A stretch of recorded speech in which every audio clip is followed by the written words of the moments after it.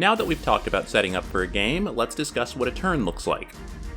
What you're seeing here is a flowchart of a normal turn sequence. Let's break it down bit by bit. Initial upkeep. Before you even actually play your turn, you need to go through the initial upkeep phase. This is a sequence of 3 things that can be done in any order. First is ambushing and deploying units. This is the phase where you place pieces that you held in reserve onto the battlefield. This can either be done through an ambush, which can be done by any player during any upkeep, which allows you to place a unit anywhere on the map, or deploy, which allows the turn player to place a unit in their deployment zone from reserve. The difference between them is that ambush requires a roll to see if you can successfully pull it off, and it looks like deploy was supposed to have a roll associated with it, but I can't find it in the rulebook, so it just doesn't exist. Gain command points and issue orders. Your forces should have a leader or a commanding unit. This unit generates command points, which can be spent on orders to benefit your troops. We're going to go over all of them in a later video, so just don't worry about it for now. Drifting. So this is a part of aerial combat and battles that would take place in space. All units that are drifting have to move a certain distance during your upkeep to simulate continuous flight or the weightlessness of space.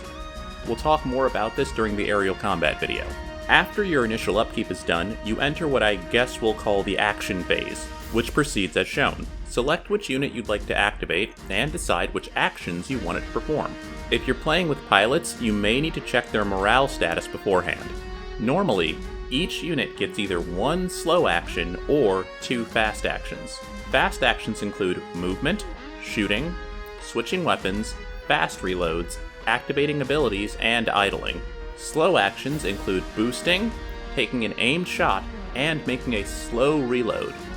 The next video is about these actions, so just hang on tight for now.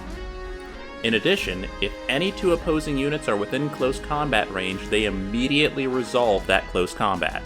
Go through this sequence until you have completely used all of your units. After you're done, you enter the final upkeep.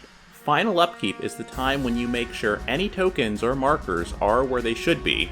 This is also the time where you check if any players have met the conditions for victory. If anyone does meet those conditions, based on the game mode, they are declared the victor. If not, then it proceeds to the next player's turn. That's pretty much it for turn structure. Next video we'll go over the actions I mentioned before, and probably dabble a little bit into what combat is.